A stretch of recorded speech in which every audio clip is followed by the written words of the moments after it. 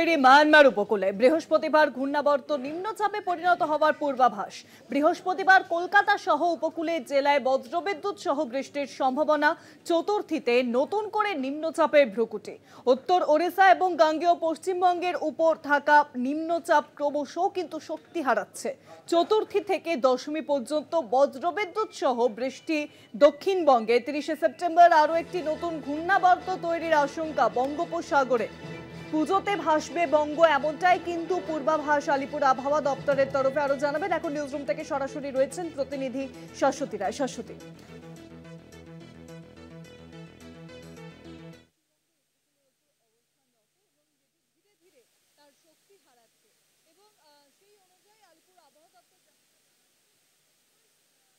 আগামীকাল অর্থাৎ 25 তারিখ নতুন করে আবার একটি ঘূর্ণাবর্ত যেটি নিম্নচাপে রূপান্তরিত হওয়ার কথা তা ইতিমধ্যেই তৈরি হয়ে গেছে মায়ানমার উপকূলে।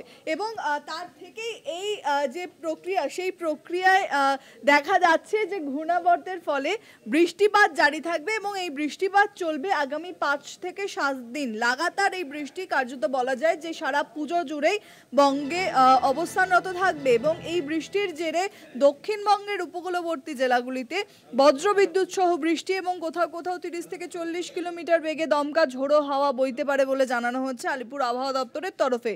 এবং নতুন করে অপর একটি ঘূর্ণাবর্ত বা নিম্নচাপ তৈরির আশঙ্কা করা হচ্ছে 30শে সেপ্টেম্বর এবং সেটির প্রভাব কিন্তু আরও বেশ কিছুদিন অর্থাৎ দশমীর পরবর্তী সময় তৈরি হবে বলে মনে করা হচ্ছে।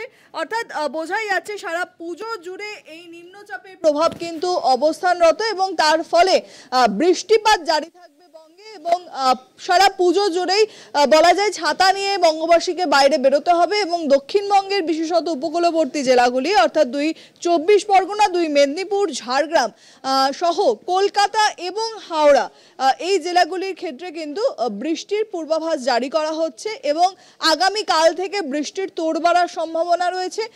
যেহেতু ইতিমধ্যেই একটি নিম্নচাপ ক্রমশ শক্তি হারিয়ে সেটি সরে যাচ্ছে এবং অপরদিকে অপর একটি নিম্নচাপ তৈরি হচ্ছে এবং যেটি ঘূর্ণাবর্ত রূপে ইতিমধ্যেই মায়ানমার উপকূলের ওপর অবস্থানরত, তার প্রভাবেই এই বৃষ্টিপাত কিন্তু বজায় থাকবে এবং কোনোভাবেই সুখের খবর বা ভালো খবর নেই বঙ্গবাসীর জন্য, কারণ উত্তরবঙ্গে বৃষ্টির তোড় কম থাকলেও দক্ষিণবঙ্গে এই বৃষ্টিপাত কিন্তু বজায় থাকবে সারা পুজো জুড়েই।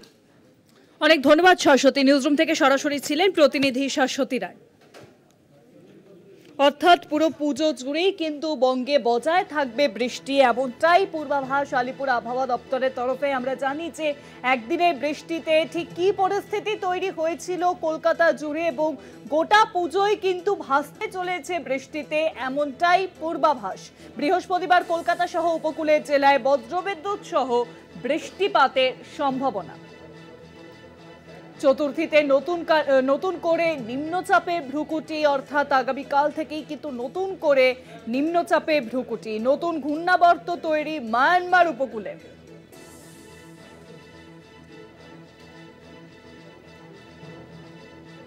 গোটা পুজো জুড়েই কিন্তু বৃষ্টির পূর্বাভাস, যা একেবারেই বাঙালির জন্য হয়তো সুখের খবর নয়। এই পুজোর 4 দিন সকলেই অপেক্ষা করে থাকি আমরা চতুর্থীতে নতুন করে নিম্নচাপে ভ্রুকুটি।